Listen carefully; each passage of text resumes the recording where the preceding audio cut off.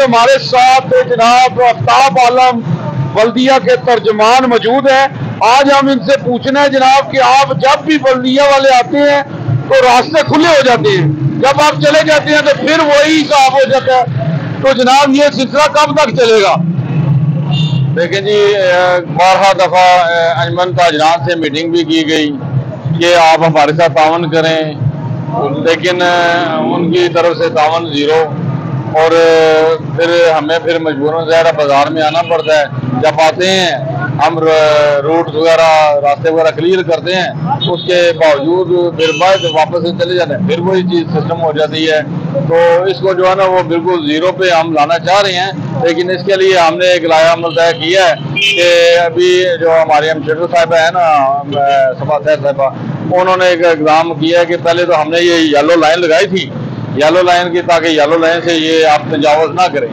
लेकिन जो शॉपकीपर हैं, दुकानदार हैं, इन्होंने वो येलो लाइन की जो है ना पासदारी नहीं की। अब मैडम ने सख्ती से कहा है कि अब ये येलो लाइन भी ख़त्म, ये अपने शटर में रहेंगे, और जो शटर से बाहर निकालेगा उसकी शॉप भी सील होगी, उसके खिलाफ कार्रवाई होगी और भारी जुर्माने किए जाएंगे।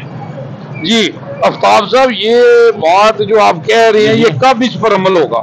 इस पे हमने अमल शुरू किया हुआ है। आप कभी सुबह आप आए, ये ट्रंक बाजार और खासकर जो तहसील रोड है, इसको हम ज़ीरो पे ले ला रहे हैं, तो इंशाल्लाह ये इसको बाकी बाजारों को भी इसी तरह लाएंगे हम इंशाल्लाह। जी तो जनाब आफ्ताब साहब, इसमें कितना जुर्माना होगा अगर जो अमल दरामद नहीं होता? क्या आप पहली की तरह वार्निंग ही देंगे कि कुछ अमल होगा? इस दफा जो है ना वार्निंग और हतम सिलसिला हम जुर्माना करेंगे।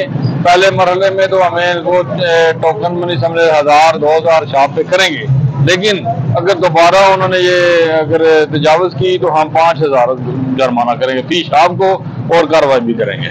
जी बहुत शुक्रिया जी आफ्ताब साहब। मैं यहाँ पे कहूँगा जनाब, ये देखें, रास्ता खोलना जो है हमारा, हम मुसलमान है, हमारा भी फर्ज है कि रास्ते में से पत्थर भी उठाए तो वो भी सदका है।